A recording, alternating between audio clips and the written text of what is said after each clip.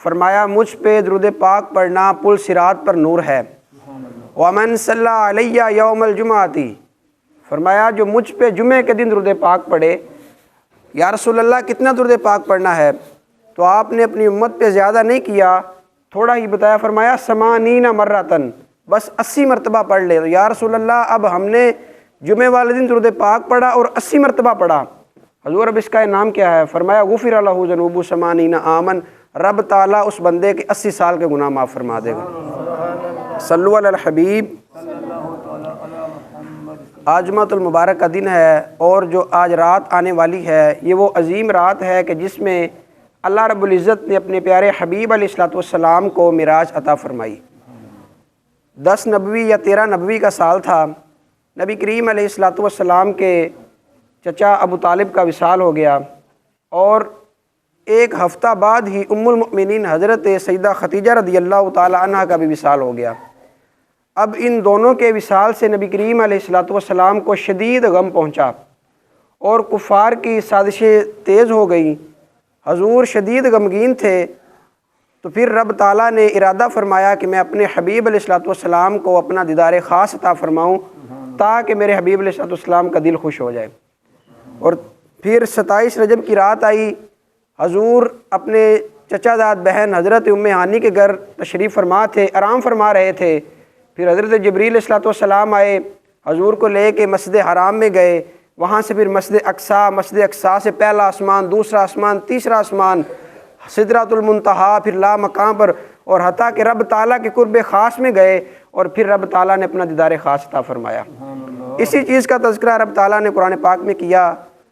سورۃ البنی اسرائیل ہے، 15واں سپارہ ہے۔ رب تعالیٰ فرماتا ہے سبحان الذی اسریٰ بعبدہ لیلا من المسجد الحرام الی المسجد الاقصی الذی بارکنا حولہ لنریہ من آیاتنا انہ هو السمیع البصیر۔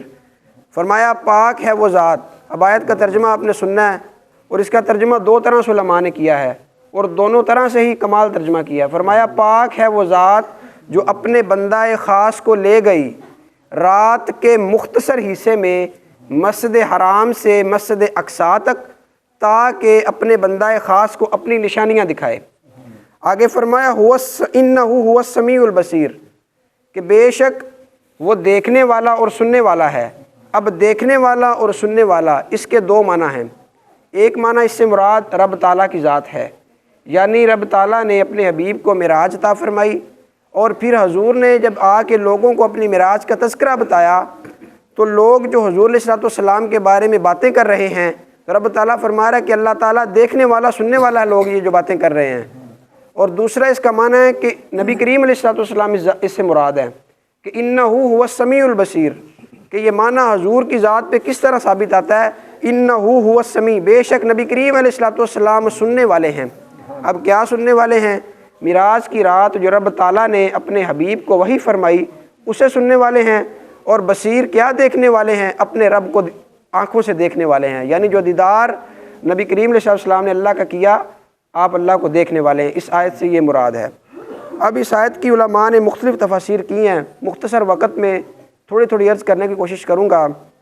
اب رب تعالیٰ نے معراج کے تذکرے کو لفظ سبحان سے شروع کیا، یعنی پاک ہے وہ ذات جس نے یہ سارا کام کیا، یعنی اپنے حبیب کو مسجد حرام سے مسجد اقصیٰ تک لے گئی، پھر وہ ذات لامکان تک لے گئی، پھر اپنا دیدار عطا فرمایا۔ اب لفظ سبحان سے شروع کرنے کی وجہ کیا تھی؟ علماء لکھتے ہیں کہ جب نبی کریم علیہ الصلوۃ والسلام معراج سے لوٹیں گے تو آپ پھر لوگوں کو بتائیں گے کہ میں معراج کر کے آیا، میں نے اللہ تعالیٰ کا دیدار کیا، اور وہ 18,000 سال کی رات تھی جو میں نے چند لمحات میں گزاری، کہ جب حضور معراج سے واپس آئے تو آپ کا بستر بھی گرم تھا، دروازے کی کنڈی بھی ہل رہی تھی، اور پانی بھی ہل رہا تھا۔ تو 18,000 سال کی رات اور اتنے معاملات اور چند لمحے میں، تو جب نبی کریم علیہ الصلوۃ والسلام یہ بات بیان کریں اور اس تذکرے کے شروع میں لفظ سبحان بولیں تو لوگ یہ جان جائیں کہ یہ بالکل حق ہے، کیونکہ یہ کام انجام دینے والی جو ذات ہے وہ سبحان ہے، وہ پاک ہے، وہ جھوٹ نہیں بول سکتی، وہ غلط کام نہیں کر سکتی، تاکہ میرے حبیب علیہ الصلوۃ والسلام پر کوئی بندہ جھوٹ کا الزام نہ لگا سکے۔ حضور کی ذات کو جھوٹ سے بچانے کے لیے رب تعالیٰ نے اس معراج کا تذکرہ سبحان سے کیا۔ اور آگے فرمایا اسرا، یعنی سبحان الذی اسرا، پاک ہے وہ ذات جس نے اپنے حبیب کو سیر کروائی۔ اب سفر کو سیر بھی کہا جاتا ہے اور سفر بھی کہا جاتا ہے۔ جو سفر ہوتا ہے وہ بندہ مجبوری سے کرتا ہے اور سیر خوشی سے کرتا ہے۔ تو اسرا کے لفظ سے پتہ چلا کہ جو حضور کی معراج تھی وہ سفر نہیں، وہ سیر تھا، یعنی حضور نے خوشی کے ساتھ وہ سیر کی۔ اور آگے فرمایا بھی عبدہ، اپنے بندہ خاص کو۔ اب عبد کا لفظ فرمایا، اس کی وجہ کیا تھی؟ عبد کہتے ہیں روح مال جسم کو، یعنی اس چیز کو عبد کہا جاتا ہے جس کے اندر جسم بھی ہو اور روح بھی ہو۔ تو اس لفظ سے پتہ چلا کہ جو حضور کو معراج ہوئی وہ حضور کو جسمانی معراج ہوئی۔ بعض لوگ کہتے ہیں کہ حضور کو خواب میں معراج ہوئی، تو علامہ قرطبی رحمۃ اللہ تعالیٰ علیہ نے ادھر وضاحت فرمائی ہے کہ اگر سرکار کو خواب میں معراج ہوئی ہوتی تو اللہ فرماتا بھی روح عبدہ، یعنی اپنے بندے کی روح کو سیر کروائی، مگر نہیں، رب تعالیٰ نے کیا فرمایا؟ بھی عبدہ، اپنے بندے کو سیر فرمائی۔ تو اس سے پتہ چلا کہ جو معراج تھی وہ حضور کو جسمانی معراج ہوئی اور جاگتی ہوئی آنکھوں سے ہوئی۔ اور آگے فرمایا لیلن، رات کے مختصر حصے میں۔ اگر پوری رات کا رب تعالیٰ ذکر کرتا کہ اللہ تعالیٰ نے پوری رات میں یہ کام کیا تو کوئی نہ کوئی بندہ کہہ دیتا کہ یار یہ ممکن ہو سکتا ہے، اتنی بڑی رات ہے، سردیوں کی راتیں ہیں، ہو سکتا ہے کہ ایسا ہو جائے۔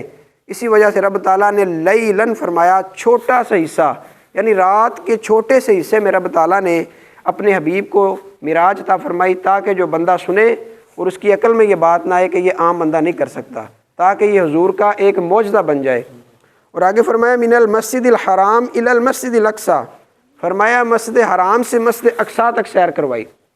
یہ معراج کا ابتدائی حصہ ہے، معراج ادھر ختم نہیں ہوتی، ادھر سے تو معراج شروع ہوتی ہے۔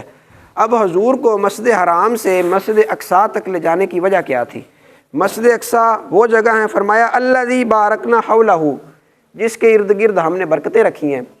اب ادھر برکتیں کیوں رکھی ہیں رب تعالیٰ نے؟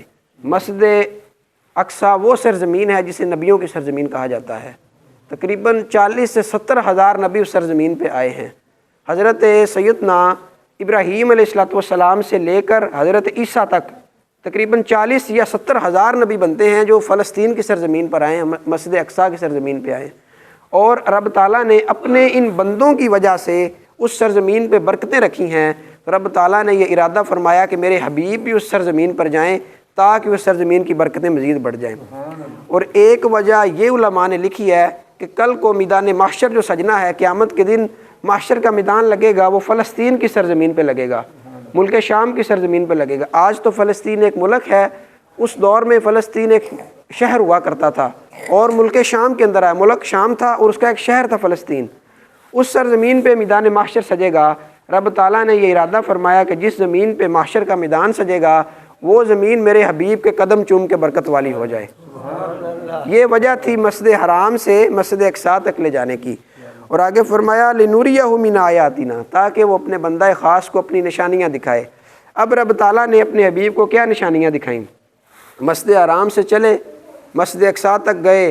کبھی دیکھتے ہیں کہ جناب موسیٰ علیہ السلام اپنی قبر میں نماز پڑھ رہے ہیں، 2000 سال گزرے کہ حضرت موسیٰ کو گئے ہوئے، اور آج بھی حضرت موسیٰ اپنی قبر میں نماز پڑھ رہے ہیں۔ اس سے پتہ چلا کہ جو اللہ کے نیک بندے ہوتے ہیں، جو اللہ کے نبی اور ولی ہوتے ہیں، وہ قبروں میں مرتے نہیں، وہ قبروں میں زندہ ہوتے ہیں۔ پھر حضور مسجد حرام سے پھر اوپر چلے، پہلے آسمان پر جناب آدم سے ملاقات ہوئی، پھر دوسرے آسمان پہ، پھر تیسرے آسمان پہ، چوتھے آسمان پہ حضرت موسیٰ علیہ السلام سے ملاقات ہوئی، اور پھر سدرۃ المنتہا تک پہنچے۔ ادھر پھر حضرت جبرائیل رک گئے۔ حضور نے فرمایا جبرائیل میرے ساتھ آگے چلو۔ اس کی یا رسول اللہ یہ حد میری ہے، اس سے آگے میں نہیں جا سکتا۔ جب حضور سدرۃ المنتہا سے بھی آگے چلے گئے تو حضرت جبریل فرماتے ہیں مجھے اس وقت پتہ چلا کہ جو میں سمجھتا تھا کہ اللہ کے حبیب کا مقام ہے وہ نہیں ہے، حضور اس سے بھی وراء الورا ہے، حضور کا مقام اس سے بھی بڑا ہے۔ اور پھر رب تعالیٰ نے حضور کو جنت دکھائی، دوزخ دکھائی، اور پھر اور بھی کئی ایجابات دکھائے، جسے اللہ تعالیٰ نے فرمایا لنوریہ من آیاتنا، تاکہ اپنے بندہ خاص کو اپنی نشانیاں دکھائے۔ فرمایا انہ هو السمیع البصیر، بے شک وہ میرا محبوب، میرا بندہ دیکھنے والا اور سننے والا ہے۔ اب کیا پھر دیکھا حضور نے، کیا سنا؟ رب تعالیٰ کی بارگاہ میں پہنچے۔ جب حضور سدرۃ المنتہا سے آگے گئے تو آواز آئی، حضرت سیدنا صدیق اکبر کی آواز میں نبی کریم علیہ السلام کو آواز آئی کہ اے میرے محبوب قریب آ جا۔ اب حضرت ابو بکر کی آواز میں رب تعالیٰ کا بلانے کا مقصد کیا تھا؟ کیونکہ حضور اس جگہ پہ چلے گئے تھے جہاں پر کبھی کوئی گیا ہی نہیں تھا، اور جہاں پہ کسی کے جانے کا گمان بھی نہیں اور کوئی جا بھی نہیں سکتا، وہ مقام خاص میں حضور چلے گئے۔ تو حضور کو تھوڑی سی خوف ہوا کہ میں کہاں آ گیا ہوں، تو اللہ تعالیٰ نے اپنے پیارے حبیب کو اب اس کے یار کی آواز میں بلایا تاکہ میرے محبوب کا دل تھوڑا ٹھنڈا ہو جائے، وہ ڈرے نہ۔ اور پھر حضور اللہ تعالیٰ نے فرمایا محبوب قریب آ جا، پھر اللہ نے فرمایا اے محبوب اور قریب آ جا۔ پھر سورۃ النجم میں اللہ تعالیٰ نے اس کے متعلق فرمایا دنا فتدلی، فرمایا اللہ تعالیٰ اپنے حبیب کے قریب ہوا اور حبیب اپنے اللہ کے قریب ہوئے۔ دنا فتدلی فرمایا قریب ہوئے، فکانا قاب قوسین او ادنی فرمایا 2 کمانوں سے بھی کم فاصلہ رہ گیا، اور جب 2 کمانوں سے کم فاصلہ ہو تو پھر دیکھنے میں کوئی پردہ حائل نہیں ہوتا۔ 1 کمان اتنی سی ہوتی ہے اور 2 کمانے اتنا ہو جائے گا، اور اس سے بھی کم فاصلہ رہ گیا تو پھر کیا ہوا؟ جب اس سے کم فاصلہ ہوا تو پھر کیا ہوا؟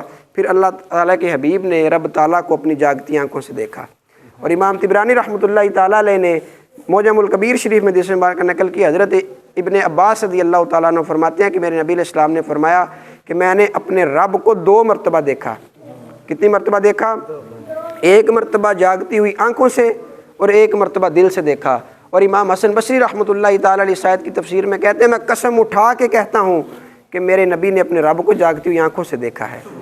تو پھر کسی شاعر نے کیا کہا؟ فرمایا کہ ابن یعقوب کو اللہ نے صورت بخشی، فرمایا کہ جناب یوسف علیہ السلام کو رب تعالیٰ نے خوبصورتی دی، حسن دیا۔ حضرت یوسف کو اللہ تعالیٰ نے اس پوری کائنات میں 10% حسن تقسیم کیا ہے، اور 90% جو حسن ہے وہ اپنے حبیب میں رکھا ہے۔ 10% حسن اللہ تعالیٰ نے اس کائنات میں تقسیم کیا، اور اس 10 میں سے 9% حسن اللہ تعالیٰ نے حضرت یوسف کو دیا ہے، اور پھر 1% حسن پوری کائنات میں تقسیم کیا ہے۔ اور آج آپ دیکھتے ہیں کہ اللہ تعالیٰ کی مخلوق خوبصورت سے خوبصورت ہے، تو پھر سوچیں حضرت یوسف کتنے خوبصورت ہوں گے، اور وہ حضرت یوسف کے جن کو دیکھ کر مصر کی عورتوں نے انگلیاں کاٹ لی تھی، یہ تو حضرت یوسف کا حسن ہے۔ تو اعلیٰ حضرت نے کہا کہ حضرت یوسف ماشاءاللہ بڑے سونے تھے، مگر ہمارے محبوب کا حسن کتنا تھا؟ فرمایا حسن یوسف پہ کٹی مصر میں انگشتے زنا، فرمایا قطعنا ایدیہن، جب حضرت یوسف عورتوں میں سے گزرے انہوں نے اپنے ہاتھ کاٹ لیے، فرمایا حسن یوسف پہ کٹی مصر میں انگشتے زنا، اور تیرے نام پہ سر کٹاتے ہیں مردان عرب۔ یا رسول اللہ آپ کا حسن دے کے، حضرت یوسف کا حسن دے کے عورتوں نے ہاتھ کاٹے، اور آپ کے حسن کا کیا کمال ہے کہ آپ کے حسن پہ تو صحابہ کرام گردنیں کٹا دیتے ہیں۔ فرمایا کہ حسن ابن یعقوب کو اللہ نے صورت بخشی، اور حضرت عیسیٰ کو مسیحائی کی دولت بخشی، اور جناب حضرت موسیٰ کو ید بیضاء کی طاقت بخشی، میرے آقا کو خدا نے بے پردہ زیارت بخشی۔ اللہ رب العزت ہم سب کو عمل کی توفیق عطا فرمائے، آمین بجاہ نبی۔